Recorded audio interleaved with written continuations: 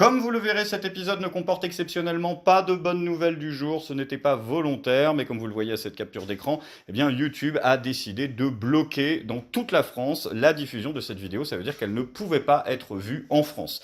La faute à cette bonne nouvelle du jour, justement, dans lequel je me moquais de Routel Krief, ce qui ne semble pas avoir plu à ses ayants droit. J'ai donc coupé 1 minute 30 de l'épisode, ce n'était pas important pour pouvoir aller de l'avant, puisque j'ai beaucoup de temps sur la planche, car comme vous le voyez, sur les 4 prochaines interviews qui doivent sortir, eh bien l'une d'entre elles est à l'heure actuelle démonétisée, ça à la limite ça va, mais 2 autres sont elles aussi interdites de diffusion en France.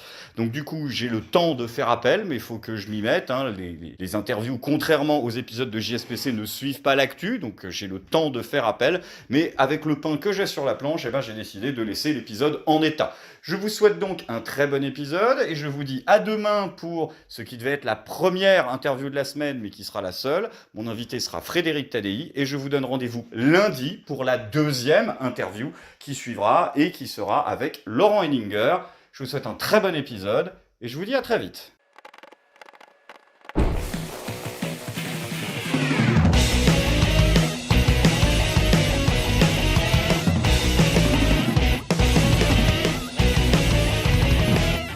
Oh, je suis pas content, il y a Olivier Véran qui s'est fait fact-checker. Oui, Olivier Véran, il s'est fait fact-checker la gueule. Quelqu'un qui a cotisé une carrière complète au SMIC, il pourra percevoir une pension revalorisée minimale à 1 200 €. Quelqu'un qui a cotisé 30 ans et pas 43 ans, il aura une revalorisation de on avait entendu, et vous-même, vous disiez, c'est 2 millions de personnes concernées. 1,8 million. Alors, ce ne sont pas 1,8 million de personnes. 1,8 million de retraités auront une revalorisation de leur retraite minimale qui tient compte du nombre d'années travaillées et du salaire. Il manque le chiffre magique de 1 200 €.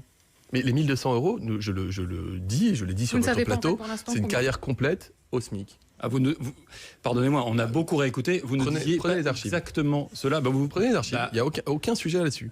Carrière complète au SMIC, c'est 1 200 €. Et lorsque vous n'avez pas une carrière complète au SMIC, vous allez avoir une revalorisation qui peut être de 60, 70 €. Et lorsque vous avez une carrière complète qui n'est pas au SMIC, vous pouvez avoir une revalorisation également, pareil, de plusieurs dizaines d'euros. Donc nous allons augmenter la pension minimale de 1,8 million de retraités et de 200 000 retraités par an. Pardonnez-moi, sur 4. Olivier, je vous cite vous-même. Vous étiez invité le 11 janvier, ici à cette place-là. Ouais. Salia Bracléa vous demande le minimum de pension, de combien va-t-il être augmenté? Vous répondez, il va être augmenté en moyenne de 100 € par mois. Et là, le chiffre est impressionnant, dites-vous. Quand je disais tout à l'heure, et c'est vous qui parlez, que le seul risque que prenaient les retraités, c'est d'avoir leur pension actuelle augmentée, c'est ça. C'est donc pas un risque, c'est une chance. 2 millions de retraités actuels qui ont une retraite qui est inférieure à 1 200 € verront leur retraite majorée à 1 200 € brut par mois. Vous venez dire le contraire à l'instant. Je vous dis que c'est vraiment pour une carrière complète au niveau du SMIC et que je pense l'avoir dit un nombre incalculable de fois. Donc pardon s'il y a eu une phrase qui n'allait pas dans ce sens-là sur cette émission, je regarderai bien volontiers. Vous voulez qu'on aussi, si vous voulez, on peut même l'écouter. Non mais vous avez peut-être, je vous crois, il y a aucun. D'accord, non mais c'est pour... Je vous redis que vous pouvez aussi trouver peut-être un nombre de fois conséquent où j'ai parlé d'une carrière complète au SMIC. Oh, l'aplomb du mec dans le mensonge, il est inégalable, Olivier Véreux. Peut-être je vous crois, oui, peut-être que je vous crois, je sais pas, mais vous savez, moi j'ai dit un nombre de fois un truc, mais j'ai dit aussi un nombre de fois incalculable l'inverse, donc moi, voilà, vu que je dis tout et son contraire, ce qu'on pourrait faire, c'est partir du principe que j'ai toujours raison, comme ça sera plus simple.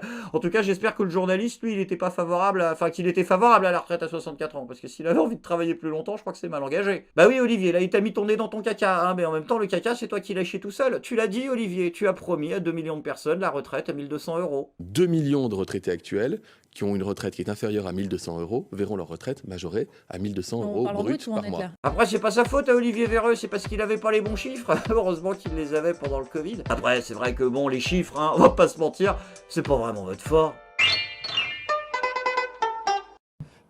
Alors je pense qu'il y a un aspect comptable, c'est que c'est ce qui peut-être rapporte le plus d'argent le plus rapidement. Donc prenons cet aspect comptable. Alors vous êtes aux alentours, là on nous dit 17,7 milliards. 17,7 milliards. Oui, mais on ne couvre pas la totalité des 17 milliards en décalant l'âge de la retraite. Donc il y a urgence parce que le rapport du corps, le corps composé des partenaires sociaux, montre que dès 2027, ce sont 12,5 milliards d'euros de déficit, que dès 2030, c'est 15 milliards d'euros, qu'en 2035, c'est 20 milliards d'euros, qu'en 2040, c'est 25 milliards d'euros de déficit. On ne peut pas maintenir un système de retraite par répartition quand on accumule 100 milliards d'euros de dettes d'ici quelques années. Moi, ce que je pense, c'est qu'il y a urgence à sauver notre système de retraite. Il y a 500 milliards de dettes sur les 25 ans à venir si on ne fait pas la réforme. Un quart que revenir à la retraite à 60 ans, c'est 40 milliards d'euros de dépenses supplémentaires chaque année. Vous proposez, Madame Garrido, la retraite à 60 ans. Ça coûte 85 milliards d'euros par an. Je calculais le coût de la retraite à 60 ans porté par François Mitterrand. Et maintenant, 40 ans.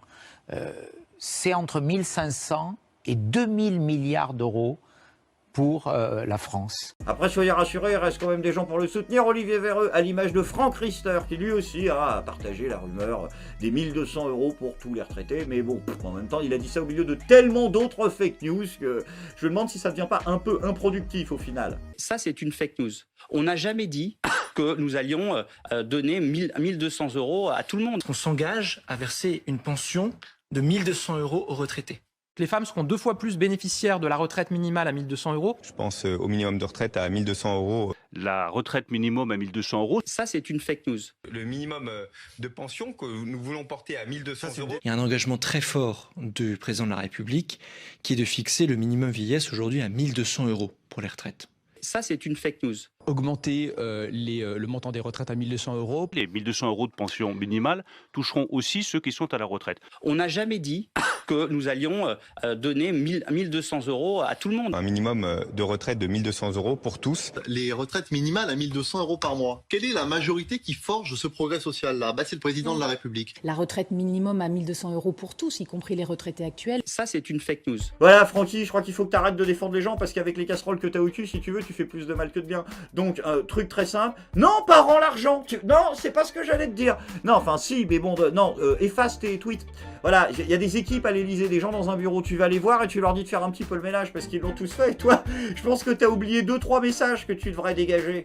Et si vous voulez qu'on vous prenne un minimum au sérieux, il faudra aussi essayer de montrer l'exemple. Bah oui, parce que le règne généralisé du fait ce que je dis, pas ce que je fais, n'aide pas vraiment les Français à avoir un minimum d'empathie ou de compréhension envers vous. Et quand on voit les dernières manifs qui se passent en France en ce moment, je crois que l'empathie est dans le négatif. Donc si vous voulez pas vous prendre des calottes sur le museau, à un moment, essayez au moins d'être cohérent entre vos positions et vos votes, quoi. C'est comme Damien Abad, le mec il est là, il lui dit ouais, je trouve que la retraite à 64 ans c'est très bien, et le mec il signe une pétition pour l'inverse.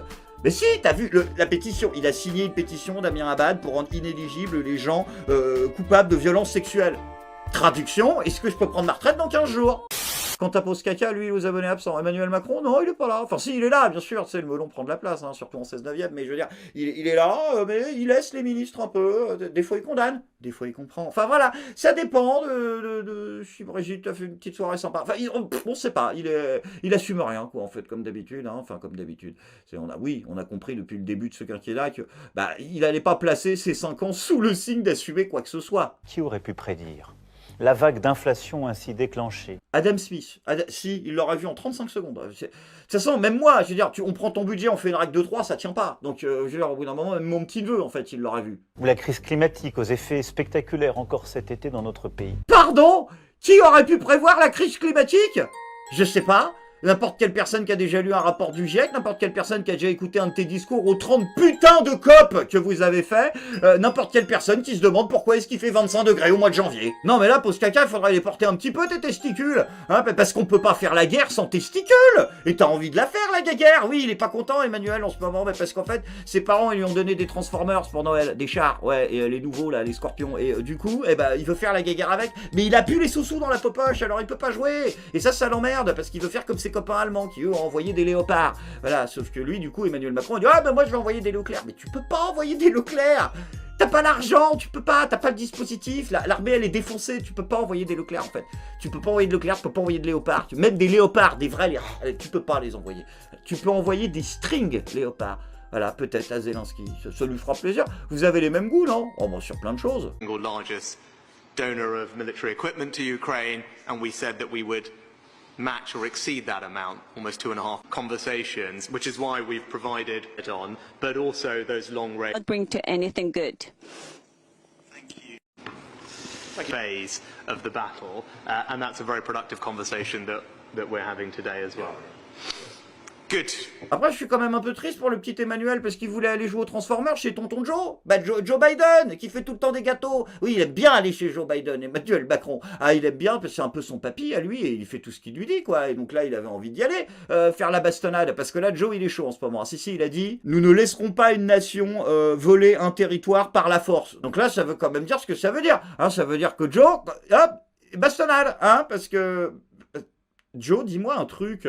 Je me demandais, parce que je sais que c'est Kamala Harris qui gère la boutique, on est tous au courant de l'histoire, mais je veux dire, de temps en temps, pour les caméras, on te laisse faire 2-3 trucs, genre, je sais pas, de torcher le cul, signer un paplard, passer un coup de téléphone. Voilà, dans les gens que tu as eu au téléphone, est-ce que tu as déjà parlé avec un certain Benyamin Netanyahou?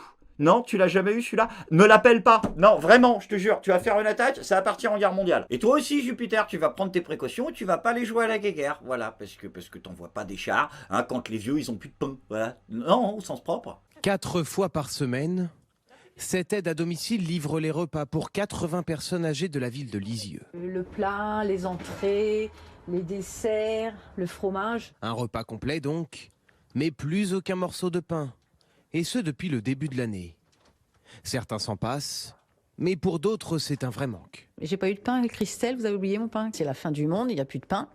Sans être méchante, mais c'est carrément ça, c'est un peu ça. Un choix de l'organisme en charge de la livraison de ces repas pour éviter une hausse d'1 euro par plateau. Car ces derniers mois, le centre communal doit faire face à une forte inflation. Les fournisseurs nous ont indiqué des hausses de 40%, 50% et même des produits à 100% d'augmentation. On a vraiment privilégié tout de même l'équilibre du budget et l'équilibre du budget de nos personnes accompagnées. Retirer le pain de ces repas revient à économiser 12 000 euros par an. Cette association locale dénonce malgré tout une décision arbitraire. Le pain, c'est vraiment un symbole. Quand on parle avec des personnes âgées, elles nous racontent pendant la guerre, on n'en avait pas. On ne les consulte pas, on ne les respecte pas et on n'écoute pas leur avis. En réponse, le centre communal précise que les aides à domicile pourront acheter du pain aux personnes âgées qui en font la demande. Après que les personnes âgées quand même se rassurent, hein, l'inflation ne permet peut-être pas de mettre du pain sur les plateaux. Mais alors, pour tout ce qui est les vaccins d'Ursula et le Rivotril, vous inquiétez pas, il y a du rab. Je suis content.